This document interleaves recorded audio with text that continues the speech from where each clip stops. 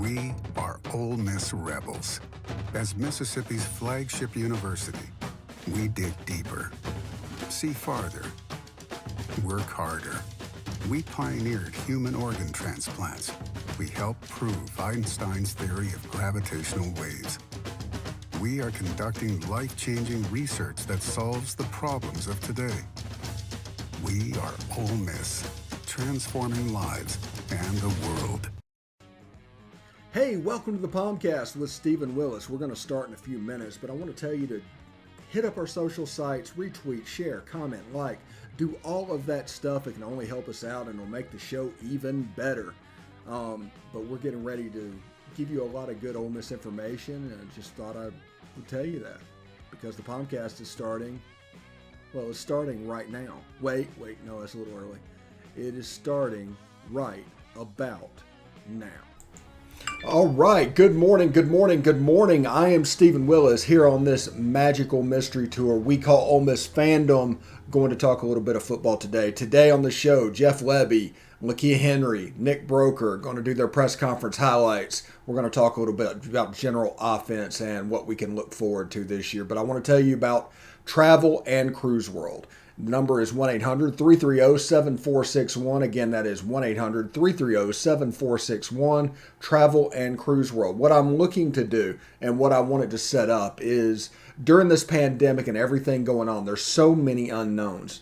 There's just so many unknowns out there. And to have somebody on the ground to tell you what is going on so you can plan ahead, not ruin your vacation, have a good time, relax, do the parks, do the beaches, do whatever you do down here, you're going to have a person to tell you exactly what's going on. So that's travelandcruiseworld.com, travelandcruiseworld.com. Also, if you want to watch the show, we're available at the Stephen Willis and at Old Positively on Twitter. You can catch us on Facebook at facebook.com/POMcast. Hit follow, hit like, that way you'll know we're streaming. Also, we're on YouTube at Positively Ole Miss. Subscribe to it. Hit the bell. You'll not only know that we're streaming, you'll know what we're streaming about, and you can determine what you want to do then. And also, you can catch us on Twitch at Positively Ole Miss. All one word, lowercase. We're all good to go.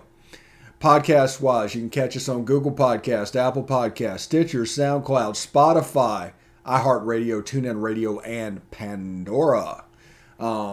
We're also on smaller podcatchers, but if we were to list them all, I mean, it's only a 30-minute show. We'd run out of time.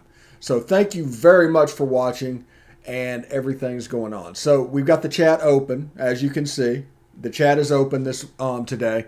Whether or not you can see that screen, I can see it, because I have that one up full-time in my line of sight. So if you have a question, you do anything, just throw it in there. I will try to get to it. So that's pretty much where we're going. We're going to start off with press conference highlights real quick. And let's see. Let's go past that a little bit.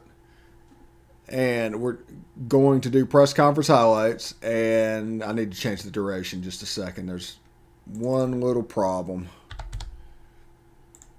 Okay. And we're going to do that and press conference, and we're going to come back and talk about offense. Remember, before we start, this will be the last show of the week. There will not be a show tomorrow. I have a neurosurgeon appointment tomorrow. So, should be awesome, should be fine. So, we're going to do that, and that'll be our last show until Monday morning. That POMcast will be the next one, so we'll play catch-up over the weekend of whatever needs to be done. So, without further ado, here's the press conference highlights. Enjoy. One, yes, the major contributor part, absolutely. You know, he's going to play a ton of snaps for us. You know, he's done a great job through 4 days. You know, it's like going back to the ball game. He practiced 5 days before going to playing the ball game. Now he's gotten some good work. Spent a ton of time in here this summer once baseball was over, and he's done a good job. So counting on him. Really just that, you know, last year we wasn't really a productive defense, and, you know, we really had the talent to be a productive defense. So, you know, we really playing with a chip on our shoulder this year. You know, we got a lot to prove to everybody, you know, not just ourselves, coaches, but the whole world, you know what I'm saying? So Right now, I'm sitting about 310, which is obviously a lot heavier than I played at last year. I think the biggest thing this offseason was more nutrition. I think Alexa's kind of been the biggest, help for me, helping with nutrition. Like, she teaches how to cook things, and that was huge for me. I think even like this past offseason, I dropped my body fat percent by 7%, which has been huge for me as well. Yeah, I think the goal for everybody on the unit is to understand exactly what we're doing, what everybody's doing, and nail it at every position. So everybody says knowledge is power. John Rice has got it. He's able to share in that room, and as he works through it and playing the position, he's able to share some things from a different perspective, maybe that guys didn't think about initially. So that's been really good, not just for the young guys, for everybody. So our coaches, Jonathan Mingo plays special teams too. So I had a talk with Kiffin, and he was like, both you guys are gonna be playing special teams, and we don't want to have any conflict of, both you guys been in the game. So they were saying that we have number 0 open if you want it. I was like, yeah, of course. So I mean, definitely, I think there's a lot of high expectations for us just with all the experience. I mean, even Nano, this is his first year, but I mean, obviously he's played a lot of football at Utah. He's very experienced, and he just kind of gets it. He's only been here a couple weeks, but like in my opinion, he seems like a seasoned vet with just the way he makes his calls and everything. So I think really the sky's the limit for us. Up front, I think that's something we've kind of talked about. We want to be in the talk for that Joe Moore Award. I think just me personally, I think that's something that's really high on our list of things to do. No, I think we have created really good depth at the position. I think the guys that walk out there first in Atlanta are going to be able to go play at a high level and play at a championship level and get it done for us. So, obviously Elijah, can you replace him? No, I think we can do some different things to help that, and we got guys in the room that can produce and go make plays. They really came in and they helped our defense. Besides the guys that we do have, Tiz, LD, we have a lot of great dudes, man, and they just really added depth to our defensive linemen, man. So it's been fun playing with those guys. It has our whole D line. I think the standard's a lot higher for me. Just kind of having playing before, just being more of a leader in the room. If I can't do it, how can I expect guys like Cedric Nicely, Cedric Melton, Tobias, all those guys to really pick up their play as well. So I think that's been kind of one of the main things is taking every little detail, as far as I can go with it. Yeah, I mean, the thing that those two guys got in common is experience. They've played a ton of ball. I mean, we've talked about it a ton, but you got to live experience. Those guys have it. They've played in big games. So going out there the first Monday night, this year, it's not going to be something new to them. They've done it. They've strapped up and been to war. So that's the thing that they bring is great experience. They've played at a high level and played really well at other places. Expect them to play really well here.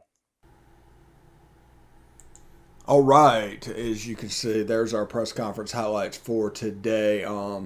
Pretty excited what's going on. Got to hear from Jeff Lebby. Second on the list was Lakia Henry, and then Nick Broeker came up third. So we rotated those through and talked about a lot of what's going on. As you can imagine, a lot of the questions that came up were about John Rice Plumlee and how he fits into this offense and how he fits into things moving forward. You could see, 5 days of practice before the Outback Bowl, as well as he played. Everybody remembers a drop on that over-the-shoulder catch on the first pass of the game. But people forget when the game was on the line, when a play had to be made, John Rice was the guy coming through for us. He was the one making the plays. So I anticipate him adapting fairly smoothly in transition to this position. Now, I'm also a big J.J. Henry guy. I look forward to seeing what he is going to do. I want to see Ja'Cour Pearson. He's a slight guy. He's a little guy. But he has a little bit of that Elijah Moore wiggle. Not necessarily the whole package, but he can fit in a piece. So you could have 3 or 4 guys that together can do all the things that Elijah could do, but it's going to take 3 or 4 guys this year. Now, that gives us disadvantages depending on the personnel and who's in the game because we do not substitute a lot. We just absolutely do not substitute a lot. And in doing that, it becomes fairly transparent what the limitations of each players are going to be. So the highest level and the highest ceiling for all those guys will be John Rice Plumlee. Now, J.J. Henry eventually will be there. He's got all the talent in the world. But John Rice is he's the more mature guy. He's the third-year guy that is going to get to play and do what he needs to do. I expect to see him thrive in the jet sweep game. We talked about it on SEC After Dark last night. that the Lane Kiffin triple option, which is a thing, and we're going to see it eventually, where it starts, option one is the jet sweep. You fake it, you can hand it off to the running back. In this case, that would be Jerry and Ely. And the third option is the quarterback keeper on the zone read. So look at the talent that we have available to us for doing that. That jet sweep, John Rice Plumlee. The running back, Jerry and Ely. Matt Corral ran for 600 yards last year. He may not be John Rice Plumlee running in football, but he's no slouch. He's dangerous with his legs, and he made plays with his legs. So it's all important to remember that those keys are there. Now, we also talked last night about the way that offenses move. You know, teams are better at taking away boundary throws now more than they ever have, because used to back in the 80s, 90s, and 2000s, the young quarterbacks would come in. You would basically do outside throws because they were safer. So defenses spent decades trying to figure out how to take that away. Well, they got to that point. And so now in the age of the RPO, most of the linebackers, most of the players that you want to put in conflict are in the middle of the field. It makes sense that the receiver is going to be somewhere in that area as well. So now it's a middle of the field game. So you want to use the space behind the linebackers, in front of the safeties. That needs to be a conflict space, because the linebacker, if they want to take that away and they run back, that opens up the run game. All of a sudden, that's a guaranteed misfit. And if you can make them think before they fit or cover, to where a false step is taken, or two, like with a jet sweep, or something like that, all of a sudden that space between the linebackers and the wide receivers opens up just a little bit more. And the safety has to come down to do that. Then the guys on the outside, you can hit them with the post routes. You can hit behind them and go deep. You end up with the Elijah Moore 90-yard touchdown catch that he made last year.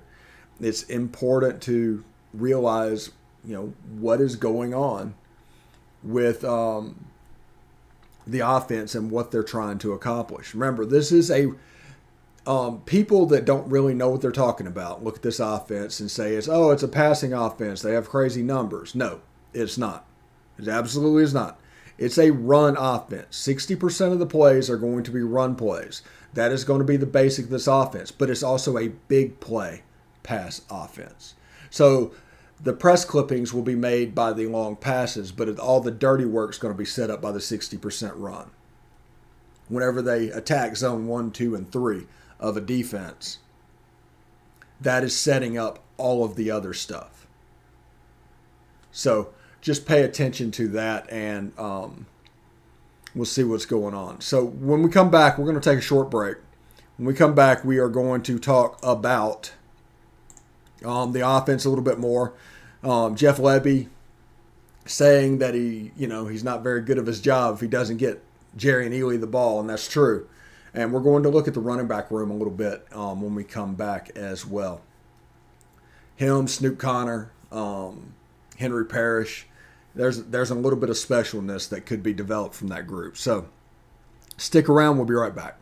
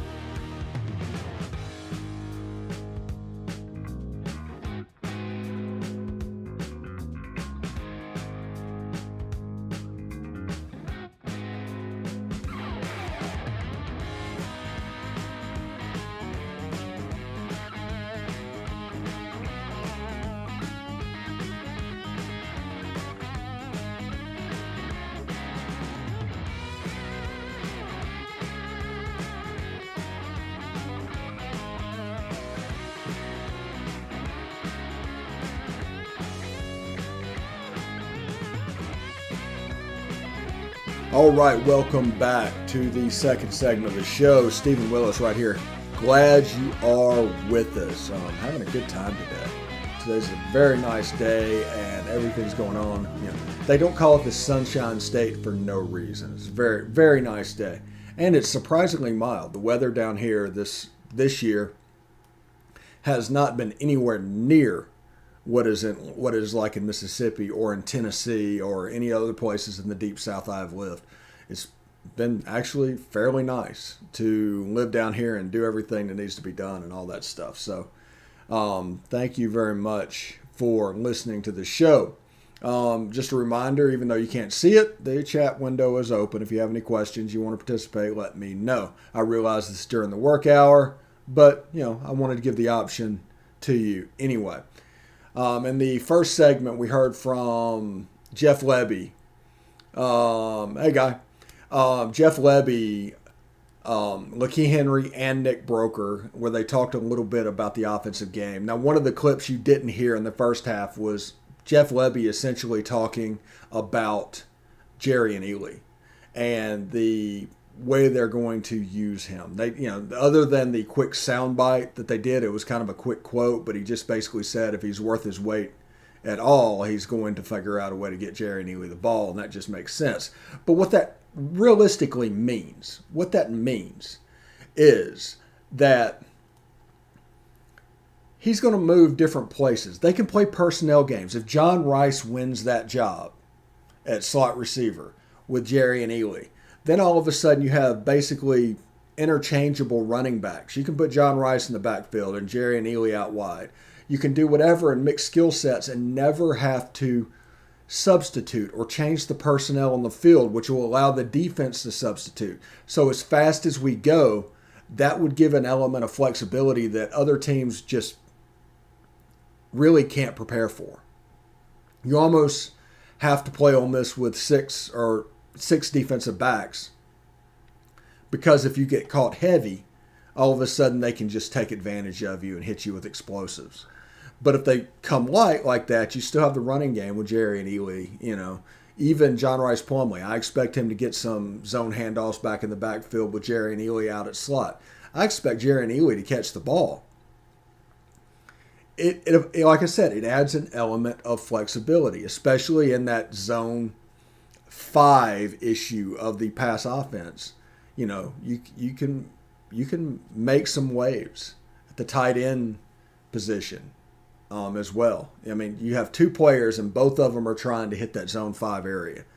Either one player or another. So this play, it might be there with the slot underneath. It might be flipped for another concept. And on the back end of that, you're going to have an outside guy running deep to occupy the free safety, because they do not want the free safety to fly up and do what they need to do, because then they're going to get caught in a position where it's a true one-on-one. And I don't care who you are. You do not trust a DB to win a one-on-one.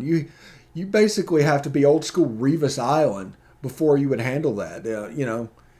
It's very, very difficult, and there are very few corners, even at the NFL level, that you would trust to do that.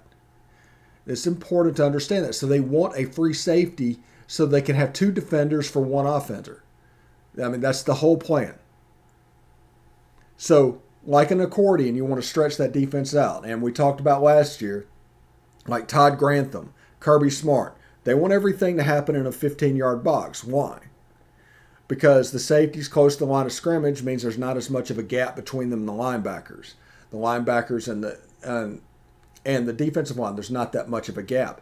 The middle of the field is not really to work with. So you have to go outside. And they're really good at defending the outside routes. The 3-4 from Kirby Smart and Todd Grantham and all that in the NFL background that they have figured out a little bit how to defend that.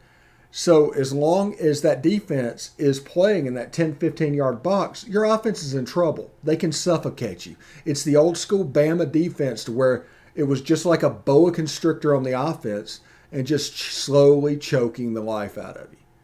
The whole goal of an offense is to make them expand. If they expand, you can do some work.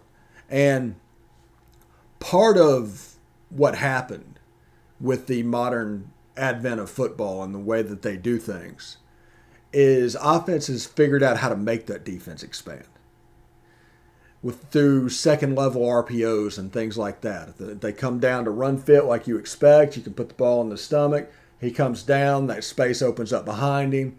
that's where you can hit. That's 5, 6, 7 yards.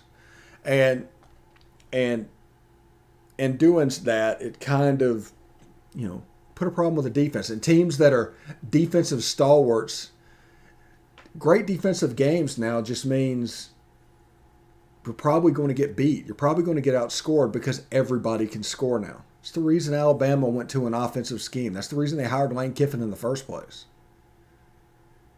So understand that. We have a chance to be very special. Everybody talks about Matt Corral and what he could do. I've done that all summer, talking about how special he could be. Jerry and Ely has a chance to be very, very explosive this year. John Rice Plumlee in the slot, if he has some good footwork and doing what he needs to do, he has a chance to be special in the slot. The outside guys, I think about Braylon Brown and I get just excited. I know he's new. I know he just got there. But he's a guy that if this was a normal year last year and he could have gone through the camps like most prospects do, he'd have a chance of being a 5-star. That's just the honest truth. He'd have a chance to be a 5-star. Then you have Braylon Sanders, Dontario Drummond, those guys, Jonathan Mingo. There's reasons for excitement to happen on the offensive side of the ball. And I went over yesterday why there's reasons for excitement on the defensive side of the ball. And nobody knows what's going on, but they signed a kicker. Everybody wants to see the kicker. Is he going to be good from over 32 yards? Is he going to be more like Gary Wunderlich was?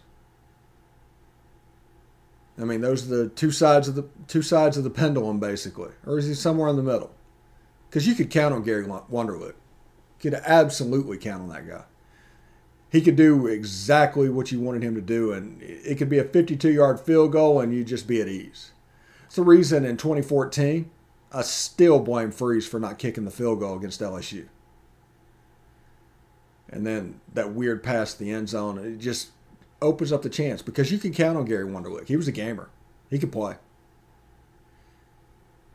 Big time player. Anyway, I'm going to give you guys some time back. Now, just a reminder that tomorrow there will be no POMcast because of medical appointment and doing whatever I'm doing. I'll be back Monday morning to tell you everything that happened over the weekend, or everything I can figure out at least, and give you all kinds of good information. Monday night, Beast of the East. Tuesday night, Best of the West. Wednesday night, SEC After Dark. Jeb Beecham comes back. He's down here, moved to Florida. So we're getting him set up to be on there. So we're hoping to have him Wednesday. So it should be a lot of fun. Thank you, Guy, for participating in the chat. Get used to doing that because once we do our post-game show, that chat's going to be open all the time. And we're also going to take calls. Thanks, Guy. I really appreciate it. And whenever we do those post-game shows and do whatever we need to do, is like I said, this is going to be a normal routine on there. So if we get used to doing it now, it's going to be second nature then. We're going to figure out, I think, 30 minutes after the end of the game, we're going to start the show. We might set up that. I haven't figured out exactly how it would look to start, but that's that. Remember, also, you can stream the show and our YouTube channel at Positively Ole Miss, and basically subscribe to the show, do whatever. Then you download the app to like your Fire Stick or whatever you have. You log into that app, and then you just enjoy it. Because Greatest Games and Games on Demand are also there. So it's not just our stuff. There's press conferences and everything else that you can watch. So I'm pretty excited. I'm going to give you a couple minutes back today, and I hope everybody has a good week. And I will see you Monday. Hotty toddy.